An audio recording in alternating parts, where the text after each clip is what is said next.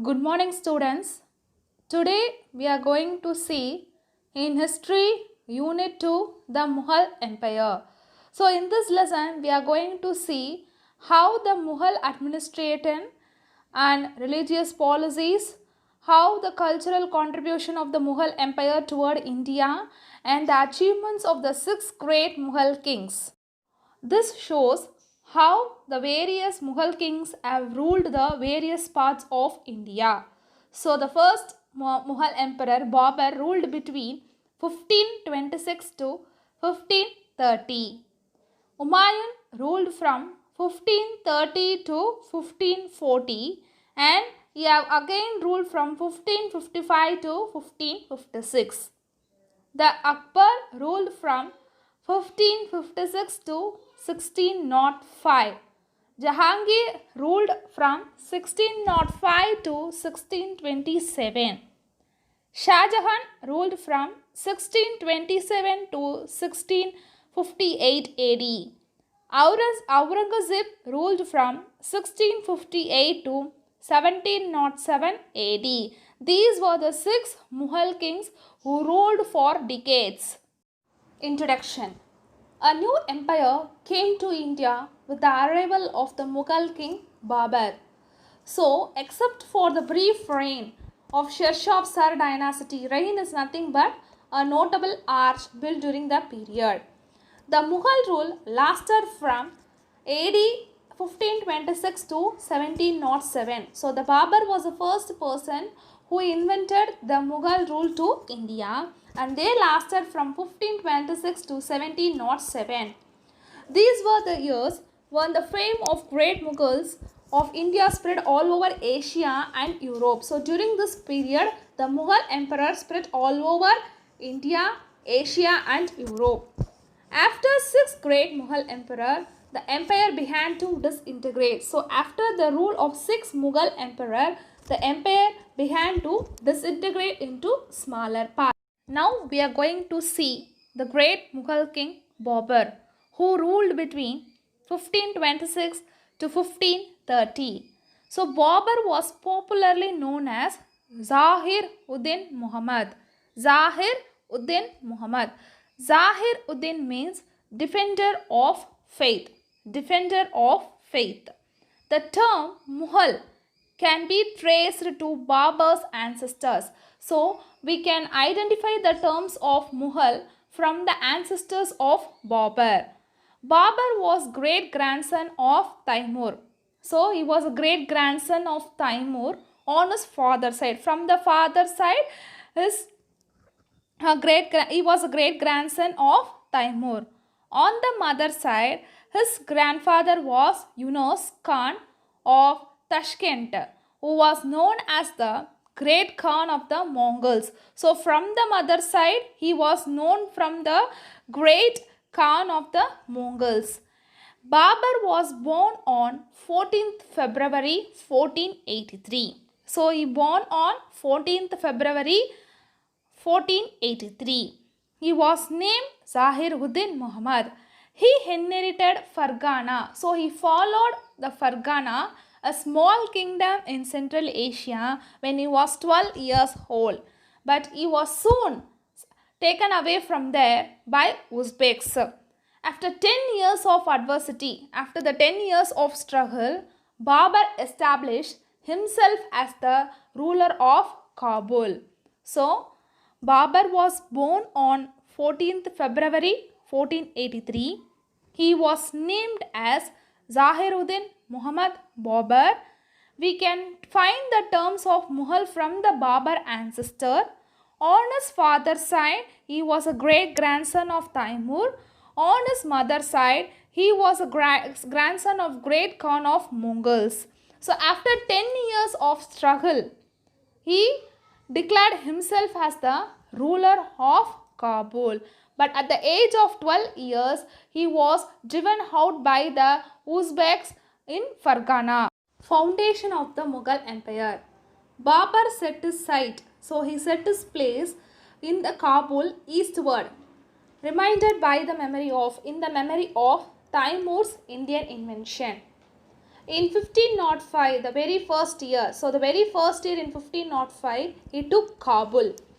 Babur led his first expedition. First expedition is nothing but a group of people moving towards for some purpose like war or research towards India. So a group of people moved towards India with the help of Babur. Yet he was preoccupied with the Central Asian affair. He did not have any great ambition on Punjab till 1524. Then a great opportunity was knocking Babur. What means? Dilawar Khan, who was the son of Daulat Khan Lodi, and Alam Khan, who was uncle of Sultan of Delhi. So Dilawar Khan, who was Daulat Khan Lodi's son, and Alam Khan, who was the uncle of Sultan of Delhi, arrived in Kabul to seek Babur help to remove Ibrahim Lodi from the power. So Babur defeated Ibrahim Lodi in the Battle of Panipat in 1526. So after the victory of Babur, the Mughal emperor came to India with Agra as its capital. So they established the Mughal empire in India after the Battle of Panipat with Agra as its capital. Next, we are going to see about Babur military conquest. So Babur defeated Rana Sanga and his allies at Kanwa in 1527. So he defeated Rana Sanga at Kanwa in 1527. He also won the war against the chief of Chanderi in 1528. So he also won the war against the chief of Chanderi in 1528 and prevailed over the Afghan chiefs of Bengal and Bihar in 1529, and he also win the Afghan chiefs of Bengal and Bihar in 1529. Babur died in 1530. So he died in 1530, but he could not consolidate his victories. Babur was a great scholar in Turkish and Persian languages. He recorded his impression about Hindustan, its animal, plant, tree, flowers and fruits in his autobiography, Tuzk-i-Baburi. So he wrote about Hindustan, its plants, animals in his own autobiography named Tuzk-i-Baburi. So autobiography is nothing but a person writing his own life about himself. That is called autobiography, and Babur's autobiography was Tuzk-i-Baburi. Following the tradition set by Genghis Khan, who nominated the most deserving among his sons as his heir, Babur chose his favorite and eldest son Humayun as his heir. So Humayun was Babur's eldest son. Next we are going to see about Humayun, who was the eldest son of Babur. So Humayun ruled between 1530 to 1540 and 1555 to 1556. As per his father's will, accordingly his brother Kamran, Hindal and Askari got a province each. Yet each of the brothers aspired for the throne of Delhi. All the brothers wanted to assign the throne of Delhi. Humayun also had other rival, and notable among them was Afghan Sher Shah Sir. So among the notable was Afghan Sher Shah Sir. He was a ruler of Bihar and Bengal. Sher Shah defeated Humayun at Chausa in the year 1539 and again at Kanuj he defeated Humayun in 1540. So Sher Shah defeated Humayun at Chausa in the year 1539. At Kanuj he was defeated in the year 1540. Humayun defeated and overthrown had to flee to Iraq. So after he was defeated, he flew away to Iran. With the help of the Persian ruler Shah Tahmasp of the Safavid dynasty, Humayun succeeded in recapturing Delhi in the year 1555. So with the help of that Shah Tahmasp, he recaptured Delhi in the year 1555. But he died in 1556 when he fell down the stairs of his library in Delhi. So he had fallen from the steps in the library, and he died in the year 1556. Next, we are going to see about Sher Shah, who ruled Delhi from 1540 to 1545. Sher Shah was the son of Afghan noble Azan Suri. So he was the son of Afghan noble Azan Suri, the ruler of Sasaram in Bihar. So he was a ruler of Bihar. After overthrowing Humayun in the battle of Kannauj in 1540, Sher Shah started the rule of Sar dynasty at Agra. So he started the Sar dynasty at Agra. During his brief reign, he built an empire. So during his period, he built an empire stretching from Bengal to the Indus, excluding Kashmir. So excluding Kashmir, he stretched his empire from Bengal to Indus. He also introduced an efficient land revenue system. So Sher Shah introduced an efficient land revenue system. He built many roads and standardized coins, weights and measure. So Sher Shah ruled the Agra. He was a ruler of Sar dynasty and he ruled from 1540 to 1545. Next, we are going to see about Akbar, who ruled the Mughal emperor from 1556 to 1605. So after the death of Humayun in 1556, his 14 years old son Akbar. So Akbar was a son of Humayun, was crowned the king. Humayun trusted the general Bairam Khan. So he trusted his general Bairam Khan, became the regent and ruled on behalf of Akbar. As Akbar was minor, he was 14 years old, he could not able to rule the Delhi. So in the behalf of Akbar, Bairam Khan, the general of Humayun, ruled for a period of time. Hemu, a general of Sar dynasty. So, a general of Sar dynasty named Hemu soon captured Agra and Delhi in 1556. In the same year, Bairam Khan defeated Yemu. So, Yemu was a general of Sar dynasty, whereas Bairam Khan was a general of Mughal dynasty. So, he defeated on the behalf of Akbar. Bairam Khan defeated Yemu in the Battle of Panipat. So, the second Battle of Panipat took place in 1556. As Bairam Khan was murdered in Gujarat, Akbar, who could not tolerate his dominance in day-to-day governance of the kingdom, Akbar assumed the full control of the government and brought most of the part of India under his control throughout conquest and alliances. So Akbar was the son of Humayun. When he was 14 years old, he assigned the throne of king, but he could not able to rule as he was minor. On behalf of him, his major general, Humayun's major general Bairam Khan, ruled for a period of time. In the same time, Hemu, a ruler of Sar dynasty, captured Agra and Delhi in 1556. But Bairam Khan did not like this. So Hemu and Bairam Khan met a war in the Battle of Panipat, and the second Battle of Panipat took place in the year 1556. Bairam Khan was murdered in Gujarat. But Akbar could not able to tolerate these activities. So soon he brought all the control of the government under his control. Akbar brought most of the India under his control through conquest and alliances. So he brought most of the control of India through conquest and alliances. Next, we are going to see conquest of woman ruler. Akbar conquered Malwa and part of Central Asia. His defeat of Rani Durgavati, a ruler of Central Province, is not appreciated, since the Rani did not do any harm towards Akbar. Akbar had no consideration for the good nature of ruler. So he had no consideration for the good nature of ruler.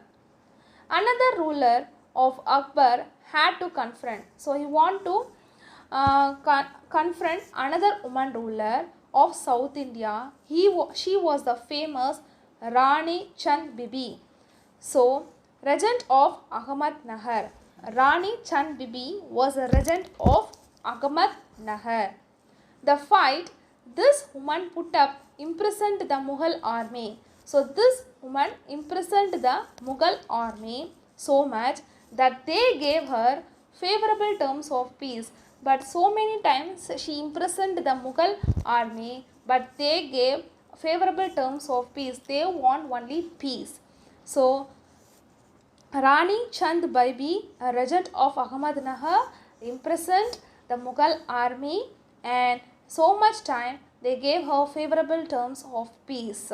So Akbar has no consideration for the good nature of ruler. Next, we are going to see Battle of Aldigarh. After defeating Rana Uday Singh of Mewar, he captured the fort of Chittoor in 1568. So he captured the fort of Chittoor in 1568, and then Ranthambore in 1569. So in the 1569 he captured Ranthambore. He won over Uday Singh in 1576. So in 1576 Babur won Uday Singh, son of Rana Pratap, at the Battle of Aldigarh. So the Battle of Aldigarh took place in the year 1576. Though he was defeated, Uday Singh was defeated, Rana Pratap escaped on his horse Chetak and continued his fight, leading a life in the jungle. So he continued his life leading in the jungle itself. The memory of this gallant Rajput. So the memory of this gallant Rajput is treasured by Rajputana, and many a legend has grown around him. So after he was defeated, Rana Pratap escaped on his horse and he continued his life leading in a jungle. In the memory of his Rajputana, many legend has grown around him. Next, we are going to see commercial access to Arabia, South East Asia and China. Akbar's conquest of Gujarat helped him to establish control over Gujarat overseas trade with the Arab and the European. So because of his conquest in Gujarat, he had to establish a trade with the Arab and the European. Akbar's military campaign in East Bihar and Odisha and victory over Bengal facilitated. So his military campaign in Bihar, Odisha and Bengal facilitated access to Southeast Asia and China. We are going to see military campaign in the northwest that is held between 1585 to 1605.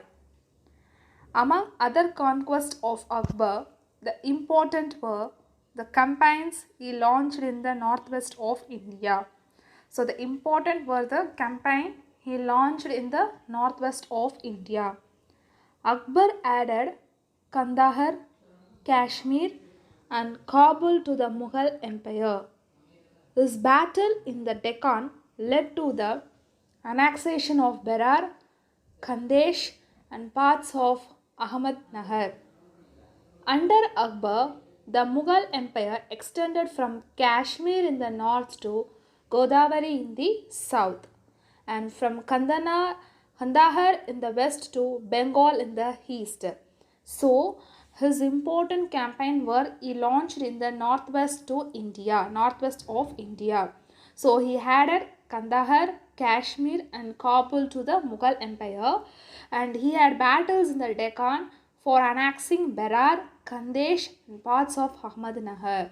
So, the Mughal Empire, under Akbar, the Mughal Empire extended from Kashmir in the north to Godavari in the south, from Kandahar in the west to Bengal in the east.